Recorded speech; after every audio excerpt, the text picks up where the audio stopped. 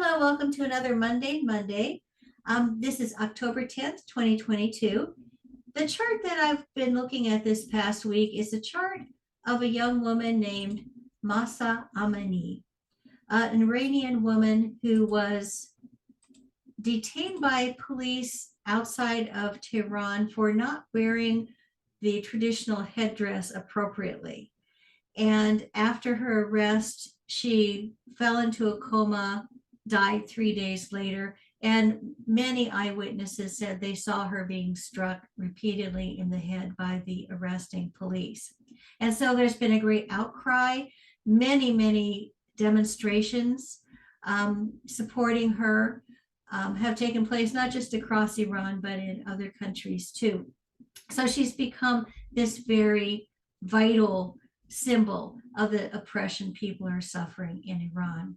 So let's look at her chart and see what are some things that we can see that might indicate that she would be somebody who was brought really in a sense from obscurity into international prominence. And so we notice that she was born at a Saturn-Uranus square, and that probably sounds familiar to all of us who've been following astrology this past year or two, that we've also been having a Saturn-Uranus square. So Mahsa was experiencing what's called a pattern return. And so all those who were born in 1999 under this Saturn-Uranus square would find this to be a particularly remarkable time because a similar pattern is repeating itself in the sky. And that she would be drawn from obscurity into prominence is evident by the fact that her lunar nodes are also with this Saturn-Uranus square. Notice Saturn is at the bending of the lunar nodes, that kind of south bending point, which is kind of a draining out, kind of the world falling down upon you type of energy. And to make this even more dynamic in her chart, notice that her Venus is in square to that Saturn in opposition to Uranus. And so we see that a dynamic T-square is forming in the chart.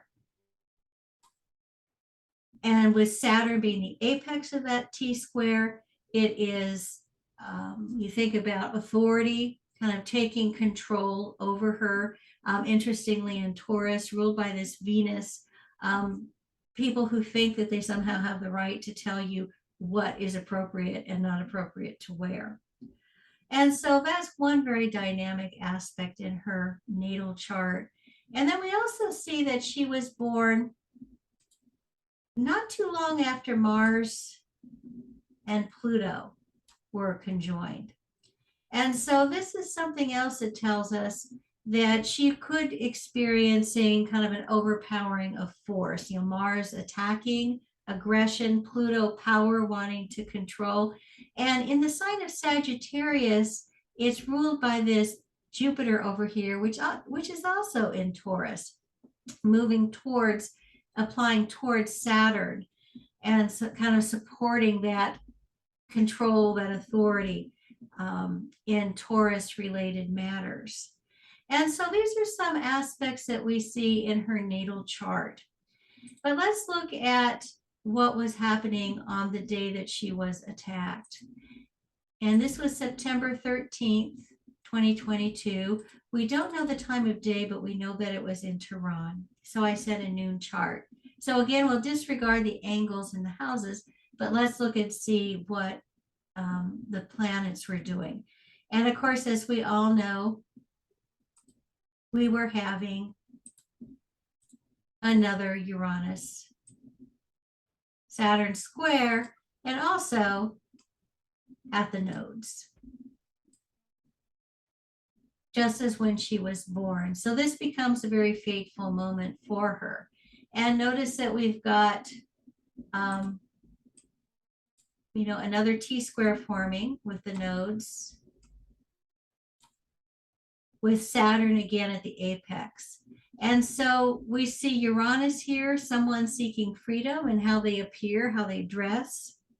And then Saturn here in Aquarius, which is more of a taking authority to create a homogeny in society. We're going to decide what all the rules are, what's appropriate for everybody, and everybody's going to follow the same rules. We aren't going to allow for a lot of individuality. So that was one thing that was happening in the sky. But something else is interesting.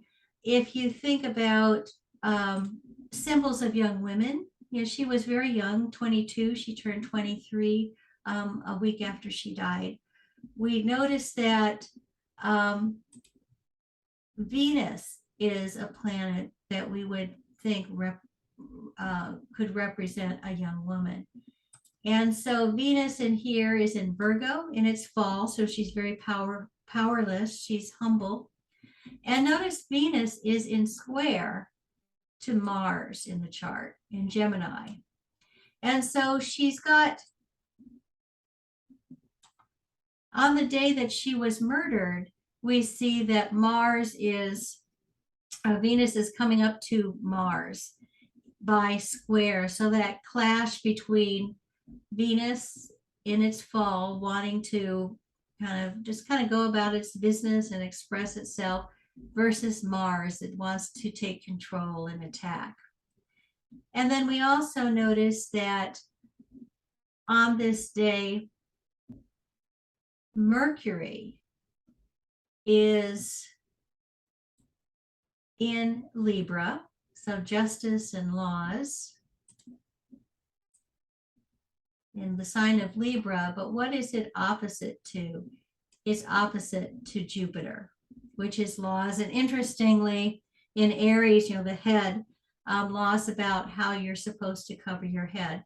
And so that opposition is there as well in the chart. And so you think about all the different things happening on that day and how it affects her chart. Let's put them together and we'll see how everything kind of came together to show us that this is someone who was kind of innocently going about her own business and was just overtaken by forces, excuse me, so much stronger than her. And so we see first off that she's got, you know, the Uranus is on her Saturn, so limiting her freedom. And Saturn is on her Uranus, again, limiting her freedom. And again, with the nodes here. And so very fateful moment for her that she's seeking freedom, but being repressed. She's in this scenario, it's also connected to the nodes. Again, this is something that's going to be part of the collective, a larger story. And then also on this day, we had noted the Venus-Mars square. So she's got Venus square Mars is in the sky on that day. And so how does that affect her natal chart? It's coming right down here and creating a T-square in that chart. So again, this kind of big aspect that we're all experiencing, Venus square Mars, comes to her chart in a very personal way, affecting the Mars-Pluto conjunction in her chart, awakening that that seed that was planted in her chart of someone who might experience a violent attack by somebody who thought that they had the law on their side. Jupiter ruled Pluto. And then finally, we've got her Mercury return here. Notice that. And so Mercury return, making her voice loud. So even though she was knocked unconscious, her life ended up becoming a very loud story. And again, that's opposite Jupiter, which is the attack or the laws that were kind of used to oppress her. And so everything in the chart tells us that this was a humble person going about her life, and these forces larger than herself belonging to the collective, and even coming from some very dark Plutonian place of that needing to control and repress, especially control and repress women, when you think how these laws are really put on women more than on men. So this became the story. And so she would lose her life in this horrible event. But one thing in her chart, which I find very hopeful, is that notice that in her chart, she has Pluto approaching a trine to her sun. And even if her sun had moved into Libra on the day that she was born, Pluto is still within range. And notice also that this Neptune at 1 degree of Aquarius is also going to be, Pluto is going to be meeting that. And so what we see then is a very long enduring transit. Pluto will be in this position where it's going to trine her sun and cross her Neptune and set off her natal Sun Neptune trine for a very long time, for a number of years. And so this is what I find in the end hopeful. Someone born with Sun Neptune becoming an ideal, an image, something one aspires to, and one who just kind of touches the spirit and of human beings, saying there's something so wrong with this world where this could happen. And so the natal promise of her chart, even though it kind of drew to her becoming almost a martyr, a victim of these very unjust forces in her world, the promise is there too that she's going to remain as a living symbol to all those people who are striving to be free. So I feel very grateful for her spirit and for her sacrifice, and that we will have her with us in our collective, I hope, for many years to come. So thank you very much for tuning in, and I'll look forward to seeing you next week.